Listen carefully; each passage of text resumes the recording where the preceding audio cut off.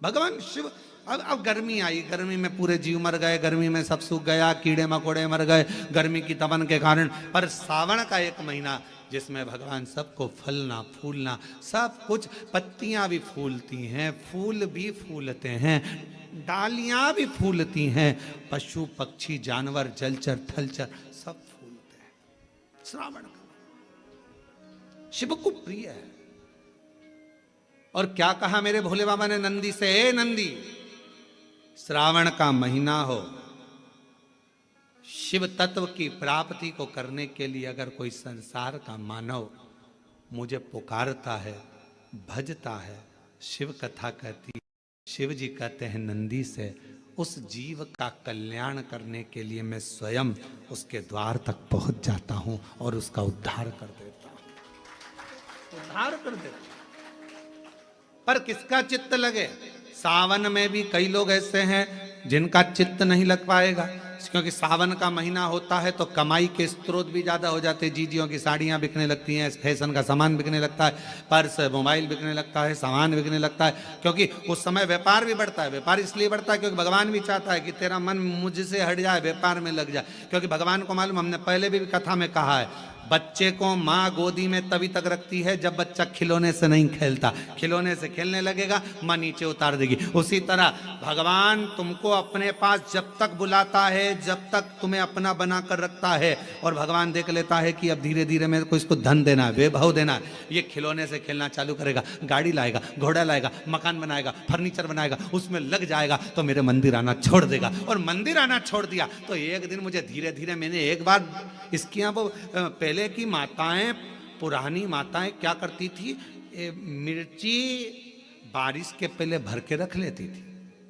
धनिया बारिश के पहले भर के रख लेती थी, हल्दी बारिश के पहले भर के रख लेती थी, अनाज बारिश के पहले भर के रख ले, क्योंकि 4 महीना खाएंगे खत्म हो जाएगा, अगले महीने में फिर 4 महीने बाद ले आएंगे। उसी तरह भगवान तुम्हें एक बार का वैभव दे देता है, एक बार का धन दे देता है, एक बार की दौलत दे देता है, फिर लोग उसको भोगने लगते हैं, और भोगते भोगते आखिरी में एक दिन ऐसा आता है कि डब्बा खाली हो जाता है। डब्बा खाली होता है, फिर रोने बैठ जाता है, तकलीफ आई, फिर लोटा लेकर भागता है। शिव जी कहते हैं जो मेरे मंदिर में, मेरी कथा में, मेरे रस तत्व में हमेशा एक जैसा लगा रहता है, उसकी जिंदगी को भी मैं हमेशा उन्नति की ओर बढ़ाते बढ़ाते अग्रणता में लेकर चले जाता। फिर उसको डाउन नहीं करने देता, उसको नीचे नहीं आने देता।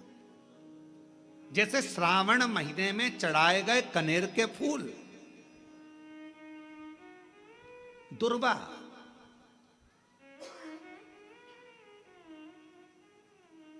और हम सबसे कहेंगे, अब मान लो यदि कोई विशेष कोर्ट का केस चल रहा हो, कोई कोर्ट में कोई बातें चल रही हो, अदालत आदि में कोई कार्रवाई चल रही हो, कोई फाइल प्रशासनिक अधिकारियों के पास फंस गई हो और कुछ ना कुछ उसमें अपने को लगता है कि तकलीफ का प्रसंग है, तो हम कहेंगे शिव की आराधना करो, सत्यता पर जियो, और साथ में 5 दुर्वा, 1 कनेर का फूल पीला, 1 पीला कनेर, 5 दुर्वा, 5 बेलपत्र लेकर शिव जी के मंदिर में जाकर शिवलिंग पर समर्पित कर 2 लोटा जल सावन के महीने में उसी पर बेलपत्र कनेर के फूल पर चढ़ाइए। देवाधिदेव महादेव की कृपा होगी। ज्यादा से ज्यादा 6 महीना 7 महीना, इससे ज्यादा निर्णय आप ही के पक्ष में आएगा और शिव की कृपा से। और इसमें एक बात और स्मरण रखें, जैसे कोई की प्रॉपर्टी है, कोई की जमीन है, और वो जमीन तुम्हारी कोई ने कब्जा कर ली, या तुम्हारा नाम नहीं हो पाई, या कोई उसमें लफड़ा हो गया, या तकलीफ आ गई और पैसा उसमें अटक गया, उसके लिए भी कनेर का पुष्प श्रावण महीने के जितने सोमवार आते हैं, रविवारी, सोमवारी और भोमवारी, कौन कौन से बार हो गए? रविवार, सोमवार और मंगलवार, 3 बार। प्रथम दिवस में कनेर का 1 पुष्प लेना है, द्वितीय दिवस में कनेर के 5 पुष्प लेना है, और तृतीय दिवस में कनेर के 3 पुष्प लेना। बेलपत्र 1-1 साथ में लेकर शिवजी को रविवार के दिन भी समर्पित करें, सोमवार के दिन भी समर्पित करें और मंगलवार को 3 कनेर के पुष्प के साथ बेलपत्र लेकर बाबा को समर्पित करिए।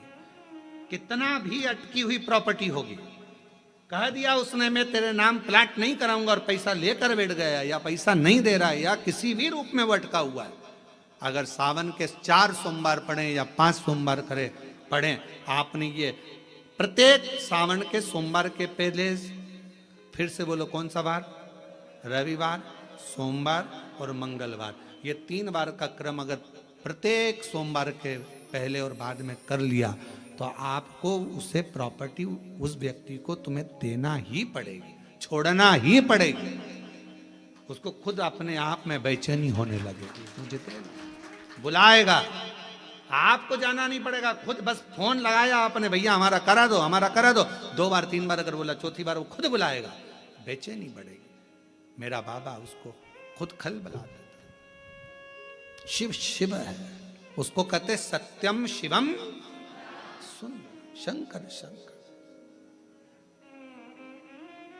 वो नित्य कृपा करने वाला, नित्य कृपा। और सावन का महीना 1 लोटा नहीं, कितना, 2 लोटा जल चढ़ा रहे हो सब लोग, बहुत जोरदार। तुम्हारे लोटे का ही तो असर है, जो कोरबा में इतना पानी गिर गया,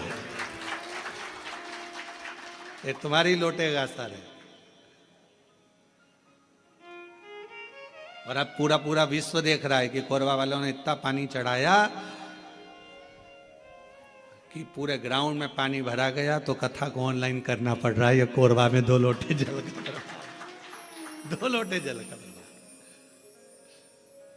शिव कृपा।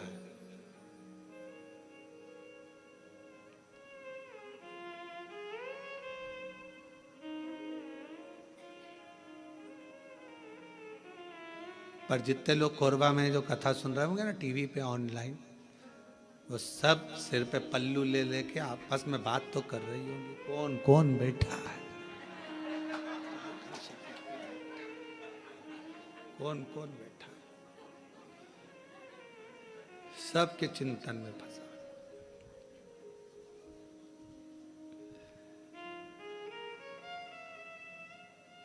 कल हम जब सीहोर से आ रहे थे तो बहुत सारे यहाँ के बहुत सारे मिनिस्टर आदि के भी बहुत सारे गुरु पूर्णिमा पे फोन, सब आदिक सभी प्रदेशों के आते हैं कि गुरु पूर्णिमा की बधाई के लिए, यहाँ से भी पहुँचे।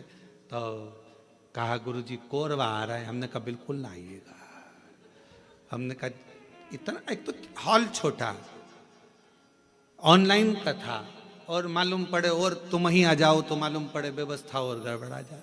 कहा भजन करो, प्रणाम,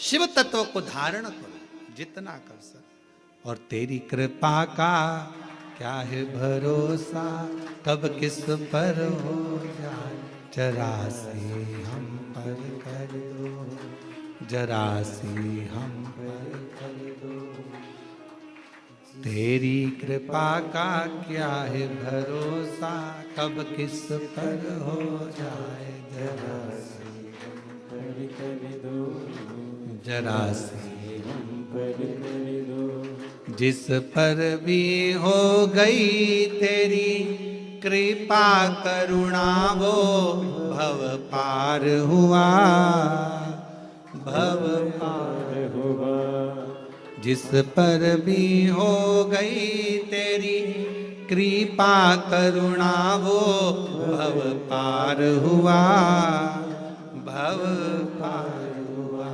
पापी हो चाहे जितना, उसका भी बाबा उद्धार हुआ, उद्धार हुआ।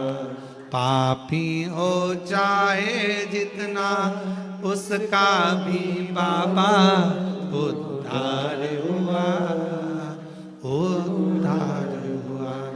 गिद्ध अजामिल गड़िका जैसे तेरे मन को भाव, जरा सी हम पर कर दो, ओ जरा सी हम पर कर दो, तेरी कृपा का क्या है भरोसा, कब किस पर हो जाए जहासी हम पर करे। तो शिव पुराण कह रही है शिलाद मुनि ने तप करा, तप कर कर भगवान शिव को पाना चाहा, पर शंकर भगवान अपने असली स्वरूप में नहीं गए, रूप बदल कर गए। और परीक्षा लेने के लिए मेरा शंकर आता है।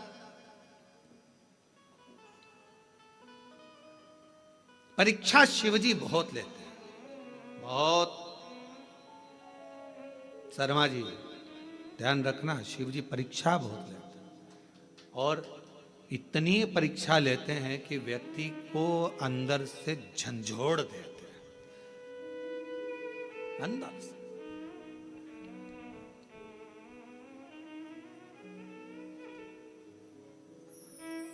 पर यदि आपकी विश्वास और दृढ़ता है, भरोसा है, और फिर कह रहे हैं ये ऑनलाइन कथा होती तो सीहोर से होती, आपका विश्वास था, आपकी दृढ़ता थी, और समिति ने सोच लिया था, तो ये कथा कोरबा से यहाँ ऑनलाइन हो रही। और सारे कोरबा वासियों से निवेदन है कि अपने घर में रहकर इस कथा को इस भाव से सुनो। टीवी चालू कर कर, टीवी की आवाज वॉल्यूम को तेज कर कर, दुकानों पर मोबाइल रखकर एक एक कोरबा वासियों को यह कथा ऐसी सुनना चाहिए कि हम पंडाल में बैठकर कथा सुन रहे हैं, और अपने घर पर, घर को पंडाल बनाकर शिव तत्व को सावन के महीने में इस पवित्र कथा का लाभ ले रहे हैं। ये भाव से श्रवण,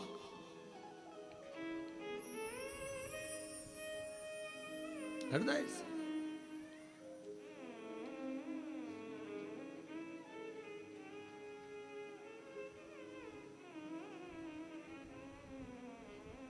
शिव पुराण कह रही है, भगवान शंकर की पवित्र कथा कह रही है, शिव तत्व कह रहा है। शिव महापुराण की कथा कहती है, भगवान शंकर का चरित्र कहता है। शिलाद मुनि ने विचार करा कि मैं भगवान से पुत्र मांग रहा हूं, संतान मांग रहा हूं, पर बाबा तो आते ही नहीं।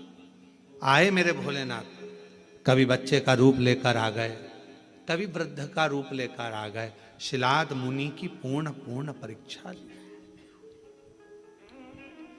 पूर्ण परीक्षा।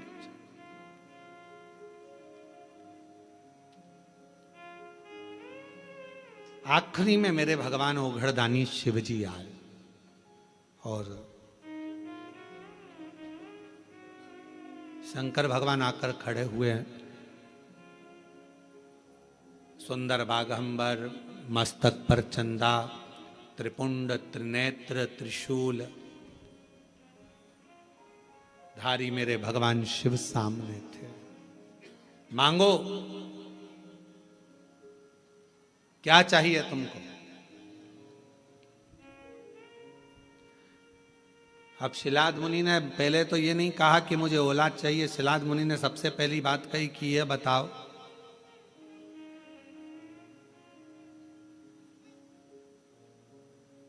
मुझे पुकारते पुकारते इतना समय हो गया, आप अब आ रहे हो? और ये आपका भी प्रश्न है। जल चढ़ाते चढ़ाते वो कहते ना,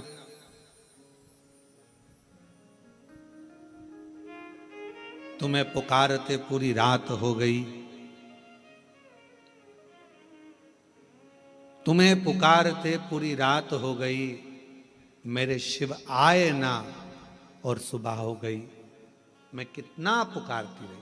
आप में से कई लोग ऐसे होंगे जो भगवान शिव के मंदिर में जल चढ़ाते हैं, पशुपति व्रत करते हैं, सोमवार का व्रत करते हैं, प्रदोष करते हैं, शिवरात्रि करते हैं, पार्थिव लिंग का निर्माण भी करते हैं, आराधना भी करते हैं, उसके बाद भी भगवान शंकर नहीं सुन रहा। तो उसके लिए ये उत्तर मेरे भगवान शंकर शिलाद मुनि के सम्मुख में प्रश्न का उत्तर दे रहे हैं। आपने इतना समय लगा दिया, इतना समय।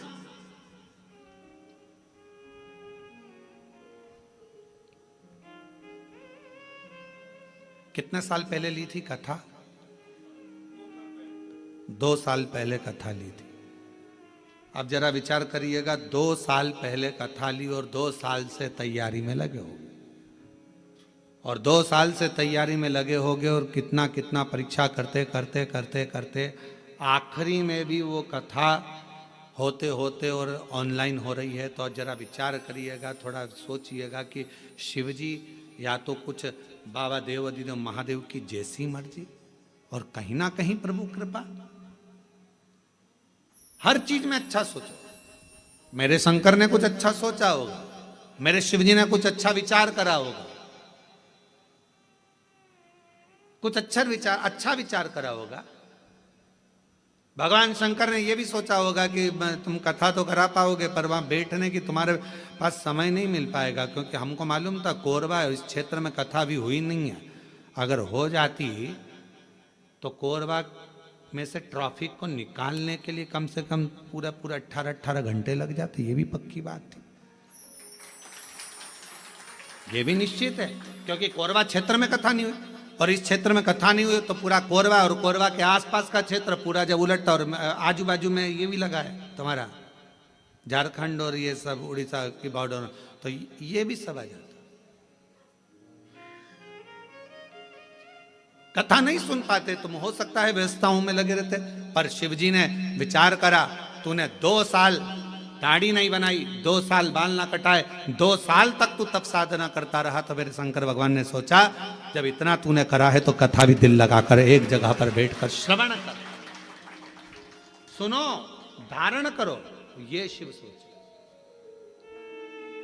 अच्छा सोचो, कुछ अच्छा ही मेरे बाबा ने लिखा। और ये जितनी माताएं बैठी ना, जीजियां जितनी बैठी है बाहर कुर्सी पे, जो लोग बैठे हैं, ये बड़े खुश होके सुन रहा है इतनी प्रसन्नता में, क्योंकि इनको ही मालूम इतनी पास से तो कथा नहीं मिल सकती थी। ये तो क्योंकि ना जाने पंडाल में भी कहाँ बैठते और एलईडी पर देखते, पर इतने करीब में बैठकर कथा सुनने को मिल रही है, तो तुम तो घर जाके 2 लोटा क्या 4 लोटा जल चढ़ाने वाली, पक्का है ये विचार तो पक्का है। अब यहां से जाओ तो तुम यहाँ के collector, SP, SDM, IG, commissioner, SD सबको धन्यवाद देना, 2 लोटे जल का प्रताप था जो तुमने महाराज की कथा इतने पास में से सुनवा दी। महाराज ये कृपा है, शिव तत्व है शंकर। शंकर कुछ अच्छा सोचा होगा उसने, बहुत अच्छा सोचा, उसकी करुणा है बहुत। विचार कर, शिलाद मुनि ने कहा इतना समय लगा दिया तुमने आने में, मैंने तो सोचा नहीं था कि इतना समय लगेगा। महाराज, लिखावट बता देती है पेन में स्याही कौन सी है, और सिखावट बता देती है कि घर में कमाई कौन सी है। सावधानी रखकर सुनना जरा। घर की कमाई और पेन की स्याही, ये दोनों हमारे सामने जरूर आती है। एक घर की कमाई और पेन की स्याही, ये दोनों हमारे सामने जरूर आती है। हमारी लिखावट बता देती है, जब हम लिखने बैठते हैं, लिखावट बता देती है कि तुम्हारे पेन में स्याही कौन से रंग की है, ये तुम्हारी लिखावट बताएगी। और महाराज, सिखावट तुम्हारे घर की कमाई बता देगी। तुम्हारे बच्चों में अच्छे संस्कार हैं, बच्चे माता पिता का आदर कर रहे हैं, सम्मान कर रहे हैं, सत्कार कर रहे हैं। फिर निवेदन करूंगा, बच्चों को खूब पढ़ाओ, अपने बेटा बेटी को खूब पढ़ाओ, जितनी अच्छी एजुकेशन दे सकते हो दो।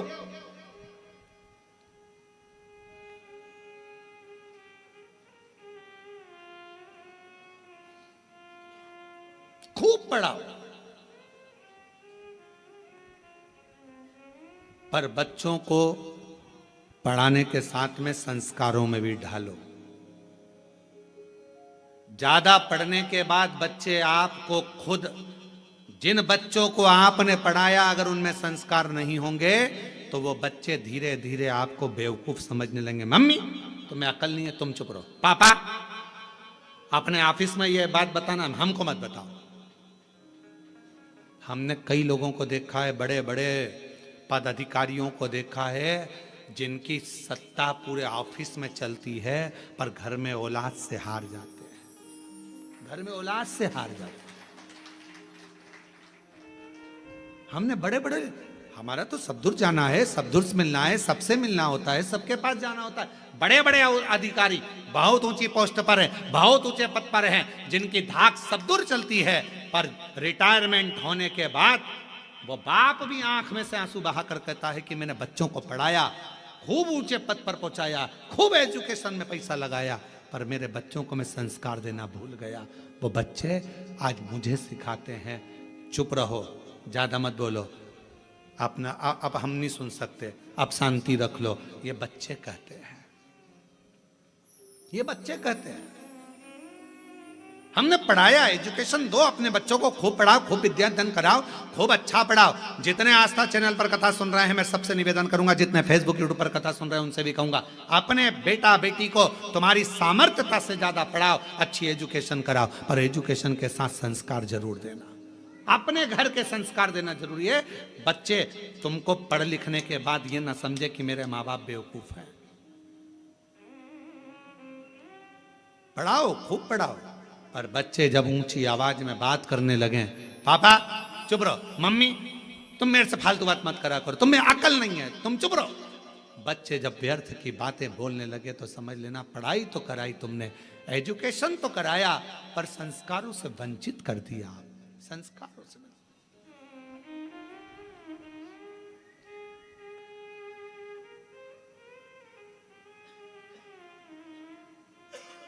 इसीलिए ये व्यासपीठ हमेशा कहती आई है और आज फिर कहती है, अपने बच्चों की पढ़ाई में तुम जो खर्च कर रहे हो, ऐसा ही खर्चा एक अपने आस पास मोहल्ले में, कॉलोनी में, सोसाइटी में, समाज में, अपने रिश्तेदारों में, नातेदारों में, या अपने आसपास में कोई भी समाज का व्यक्ति हो और उसके बच्चे को अगर पढ़ने का शौक हो, विद्या अध्ययन का शौक हो, वो पढ़ना चाहता हो, तो निवेदन है उसकी एजुकेशन का खर्चा आप उठाओ।